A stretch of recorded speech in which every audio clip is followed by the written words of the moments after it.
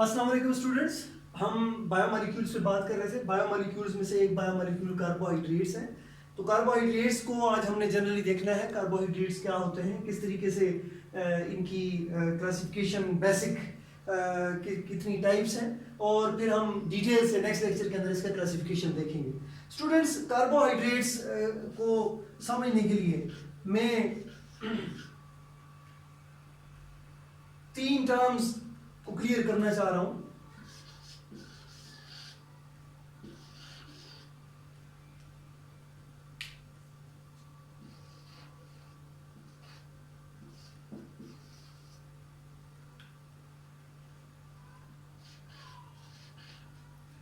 Students, carbohydrates जैसा कि नाम से हमें पता चल रहा है कि इसके अंदर 3 कंपोनेंट्स जो हैं वो शामिल हैं।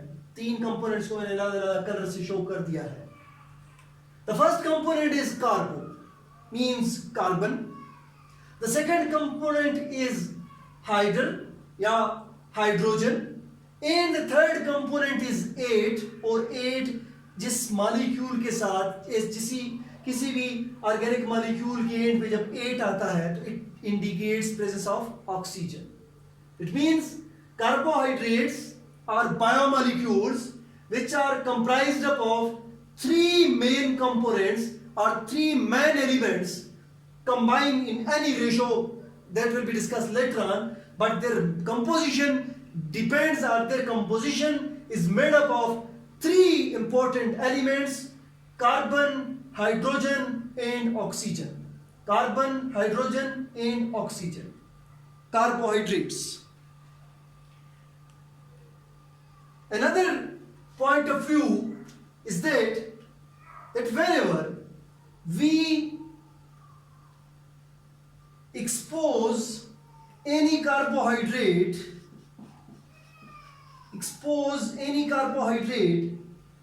to the flame, जब भी हम किसी कार्बोहाइड्रेट को फ्लेम के पास रखते हैं या उसे हीट करते हैं, कार्बोहाइड्रेट्स की सबसे सिंपलेस्ट एग्जांपल जो हम डेली यूज करते हैं दैट इज टेबल शुगर, जो आम घरों में इस्तेमाल होने वाली चीनी है, वो इसकी सबसे बेस्ट एग्जांपल है कार्बोहाइड्रेट्स की। कहते हैं कि चीनी को लेके आप किसी फ्लेम के ऊपर डालें, आप किसी इसको जलते हुए कोयले के ऊपर रखें या किसी गर्म तवे के ऊपर इसको डालें, तो you will see some water bubbles, कुछ वाटर के पानी के बुलबुले आपको नजर आएंगे, वाटर बबल्स नजर आएंगे। जो टेम्परेचर राइज करता जाएगा ये बबल्स दहकते जाएंगे, और आफ्टर सम टाइम वाटर, ये जो बबल्स हैं दे विल इवोपरेट हो जाएंगे, और आपके पास एंड पे कालख रह जाएगी, काजल जिसको कहा जाता है, विच इज कार्बन सूट आपके पास रह जाएगा, काजल रह जाएगी और वाटर रिलीज हो गया। तो इससे भी हमें इसके नाम का अंदाजा हो रहा है कि जी बेसिकली वो जो कार्बन सूट है that is nothing but carbon. वो क्या है जी? वो कार्बन है, और जो जिस चीज ने इवोपरेट किया है that is nothing but water, वो और कुछ नहीं है, वो पानी है। तो हम कहते हैं कि जी ये कोई ऐसा मॉलिक्यूल था जिसमें कार्बन के साथ पानी मिला हुआ था, कार्बन के साथ पानी जुड़ा हुआ था किसी भी केमिकल तरीके से। तो हम कहते हैं कि जी carbohydrates, these are actually what? These are hydrated carbons. These are hydrated carbons.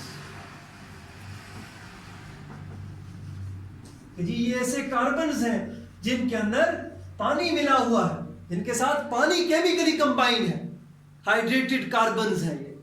ये वो डिफिनीशंस हैं जो ऑब्जर्वेशन की बेस पे, जो आप ऑब्जर्वेशन की बेस पे, अब ये कार्बोहाइड्रेट्स के नाम से हमें पता चला कि जी इसके अंदर कार्बन, हाइड्रोजन और ऑक्सीजन शामिल है। ऑब्जर्वेशन की बुनियाद पे हमें वो जो टेबल शुगर है उसने ये नहीं कहा कि जी मेरी कंपोजिशन ये है कि जी कार्बन, हाइड्रोजन और ऑक्सीजन मेरे अंदर मौजूद है। लेकिन नेक्स्ट एक्सपेरिमेंट जब हमने परफॉर्म किया कि जी इसी शुगर को या किसी भी कार्बोहाइड्रेट को जब हम बर्न करते हैं in the presence of flame, तो क्या होता है, हमारे पास कार्बन सूट आता है और वाटर इवोपरेट करता है, और वाटर को अगर हम करेक्ट करके दोबारा कूल करें तो हमें वाटर मॉलिक्यूल मिलता है। तो इसी तरीके तरीके से हम कहते हैं जी कि ये क्या है, these are hydrated carbons, these are hydrated carbons.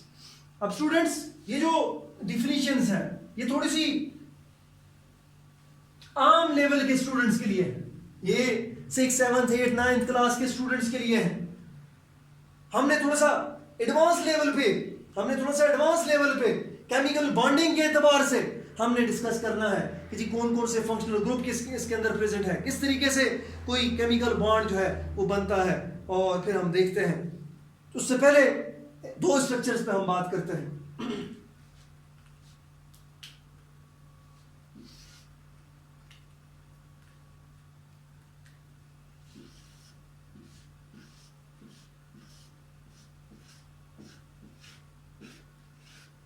Students ये आपके सामने एक 6 कार्बन कंपाउंड में ड्रा करने लगा हूं।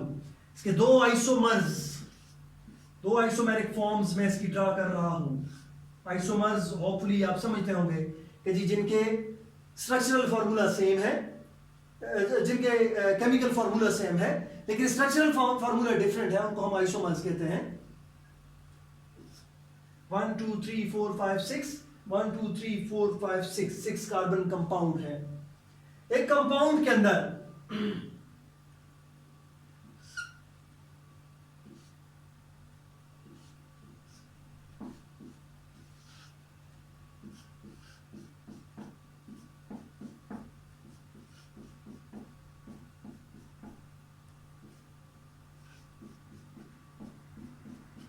ये भी सिर्फ समझाने की हद तक मैं हाइड्रोक्सिल ग्रुप सारे एक तरफ लिख रहा हूं, बाद में हम देखेंगे कि हाइड्रोक्सिल ग्रुप भी राइट पे है तो कोई और आइसोमेरिक फॉर्म बन रही है, लेफ्ट में है तो कोई और फॉर्म बन रही है, लेकिन अभी सिर्फ समझने की हद तक मैं सारे ग्रुप्स को एक साइड पे लिख रहा हूं।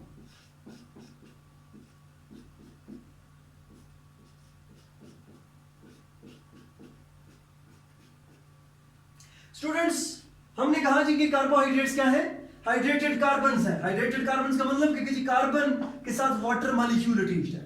कितना जी, कहते हैं कि हमारे पास नॉर्मली मोनोसैकेराइड्स की जब हम बात करते हैं तो जितने नंबर ऑफ कार्बन्स हैं लेट्स से एक कंपाउंड के अंदर n नंबर ऑफ कार्बन है तो उसके अंदर n number of water molecules भी एग्जिस्ट करेंगे।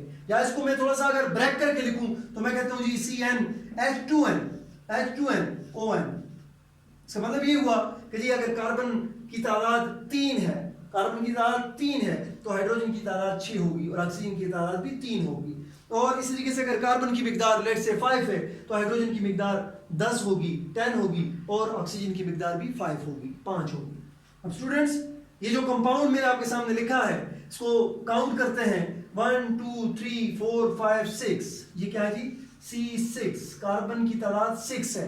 अब इस बात से हमें वैसे ही पता चल गया कि अगर ये कार्बोहाइड्रेट हो तो इसमें हाइड्रोजन की मिकदार कितनी होनी चाहिए, 12 होनी चाहिए, 12।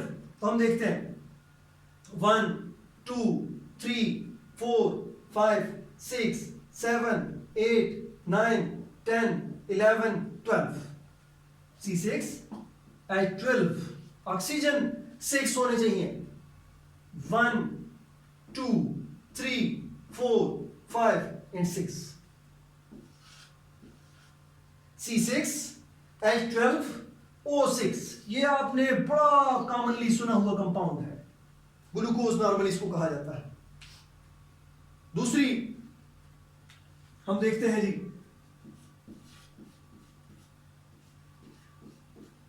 आपके समझाने की खातिर फिलहाल हाइड्रोक्सिल और राइट लेफ्ट वाली पोजीशंस में डिस्टर्ब नहीं कर रहा, ताकि जी फिलहाल आप एक चीज पे कंसंट्रेट करें,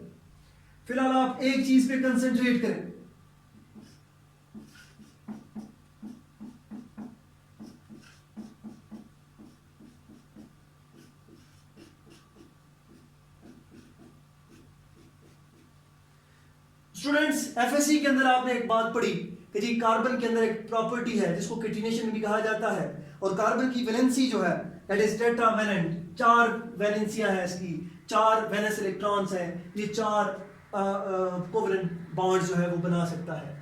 तो यहाँ पे हर कार्बन के 4 बॉन्ड्स वाली सिचुएशन भी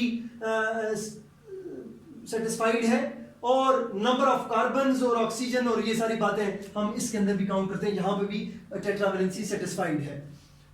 हम कार्बन की बात करते हैं, 1 2 3 4 5 6। मैं कार्बन की बात कर रहा हूं, 1 2 3 4 5 6 7। पहली स्ट्रक्चर ठीक थी। कार्बन की हम बात कर रहे हैं, 1 2 3 4 5 6 कार्बन है, 6 कार्बन है इस स्ट्रक्चर के अंदर। तो मैं लिख लेता हूं जी C6। हाइड्रोजन की मैं बात करता हूं, 1 2 3 4 5 6 7 8 9 10 11 12 हाइड्रोजन है। ऑक्सीजन की मैं बात करता हूं, 1 2 3 4 5 6 ऑक्सीजन है। दोनों केसेस में ये दोनों जो मॉलिक्यूल्स हैं, यह है कार्बोहाइड्रेट्स। दोनों केसेस में इनका जो फार्मूला है वो C6H12O6 है। लेकिन स्टूडेंट्स, अगर आपको याद हो ऑर्गेनिक केमिस्ट्री में आपने फंक्शनल ग्रुप पढ़े थे, एफएससी के अंदर ऑर्गेनिक केमिस्ट्री में फंक्शनल ग्रुप आपने पढ़े थे, और फंक्शनल ग्रुप के अंदर आपने कहा था कि जब कभी भी किसी टर्मिनल या स्टार्टिंग कार्बन पे आपके पास कार्बन के साथ एक तरफ कोई चेन हो और उसके साथ CHO प्रेजेंट हो, C कार्बन के साथ हाइड्रोजन और ऑक्सीजन, इस तरीके से कि हाइड्रोजन सिंगल बॉन्ड कार्बन के साथ बना रहा हो और ऑक्सीजन डबल बॉन्ड कार्बन के साथ बना रही हो, और ये कार्बन जो है किसी चेन के साथ कनेक्टेड हो, ऐसे बॉन्ड को, ऐसे फंक्शनल ग्रुप को आपने एल्डिहाइड ग्रुप का नाम दिया था, एल्डिहाइड। और आपने ये कहा था कि जब कभी दो कार्बन चेन्स के दरमियान कोई ऐसा कार्बन हो जो दोनों तरफ से चेन के साथ कनेक्टेड हो, और वो कार्बन खुद जो है एक ऑक्सीजन के साथ कनेक्टेड हो, तो इस फंक्शनल ग्रुप को आपने कीटोन का नाम दिया था।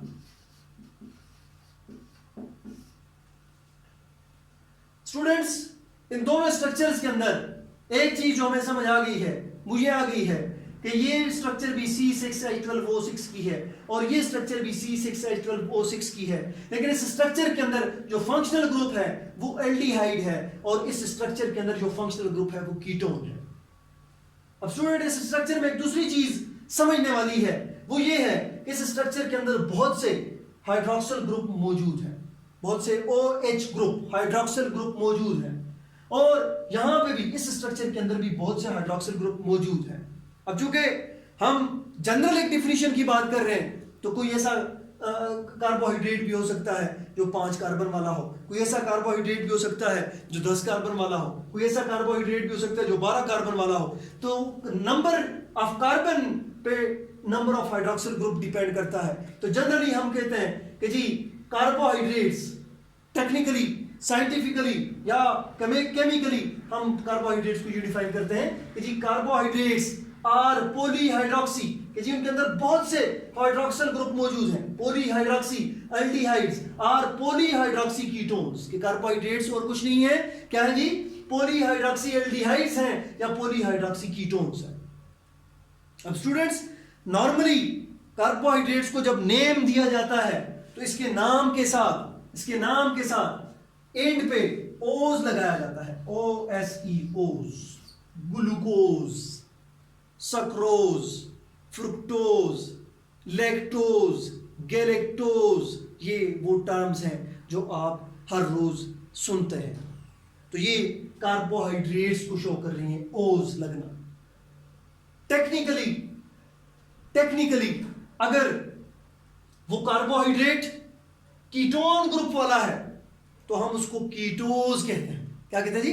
कीटोज कहते हैं। और अगर वो एल्डिहाइड ग्रुप वाला है तो हम उसको एल्डोज कहते हैं। तो कार्बोहाइड्रेट्स की हमारे पास दो ब्रॉड कैटेगरीज हैं, एल्डोजेज एंड कीटोजेज। एल्डोजेज वो जिनके अंदर एल्डिहाइड ग्रुप प्रेजेंट है उनको हम एल्डोज का नाम देते हैं, और वो जिनके अंदर कीटोन ग्रुप प्रेजेंट है उनको हम कीटोजेज का नाम देते हैं जनरली। इसके अलावा कार्बोहाइड्रेट्स को नाम दिया जाता है on the basis of their carbon number. Carbon number की बुनियाद पे उनको नाम दिया जाता है। जो सिंपलेस्ट कार्बोहाइड्रेट है, जो सिंपलेस्ट कार्बोहाइड्रेट है, उसके अंदर 3 कार्बन हो सकते हैं, उसके अंदर 3 कार्बन एग्जिस्ट कर सकते हैं। जिस तरह आपको इससे आपको क्लियर होगा, इस तरह हमने बात की है कीटोन्स की, तो कीटोन्स के अंदर 1 कार्बन दरमियान में है और उस कार्बन के एक तरफ भी कोई कार्बन चेन है, भले वो 1 कार्बन की क्यों ना हो, और दूसरी तरफ भी कोई कार्बन चेन है, भले वो 1 कार्बन की क्यों ना हो। तो सबसे सिंपलेस्ट जो कीटोन बन सकता है हमारे पास कार्बोहाइड्रेट्स के केस में, सबसे सिंपलेस्ट जो कीटोन बन सकता है वो 3 कार्बन वाला होता है। इसी तरीके से, इसी वजह से हम कहते हैं हमारे पास सबसे सिंपलेस्ट जो कार्बोहाइड्रेट्स भी होते हैं वो 3 कार्बन वाले होते हैं। तो कार्बन अगर 3 है तो 3 को ट्राई कहा जाता है। तो 3 कार्बन वाला जो कार्बोहाइड्रेट है नॉर्मली हम उसको ट्राइयोज कहते हैं। 4 कार्बन वाले को 4 को टेट्रा कहा जाता है, तो उस निस्बत से टेट्रोज। 5 को पेंटा कहा जाता है तो पेंटोज। 6 को हेक्सा कहा जाता है तो हेक्सोज है। 7 को हेप्टा कहा जाता है तो हेप्टोज है। ठीक है जी।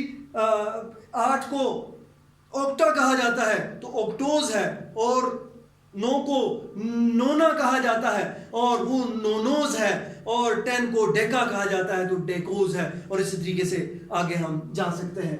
अब अगर 3 कार्बन वाला मैंने कहा ट्राइयोज है, अगर 3 कार्बन वाला ट्राइयोज कीटो ग्रुप का हो तो मैं कहता हूं कीटो ट्राइयोज। अगर वो 3 कार्बन वाला कार्बोहाइड्रेट जो है वो एल्डिहाइड ग्रुप वाला हो तो मैं उसको एल्डो ट्राइयोज कहूंगा। 4 कार्बन वाला अगर कीटो होगा तो मैं कीटो टेट्रोज कहूंगा, और अगर 4 कार्बन वाला जो है वो एल्डिहाइड ग्रुप का होगा तो मैं उसको एल्डो टेट्रोज कहूंगा, और इस तरीके से सारों को हम नाम देंगे।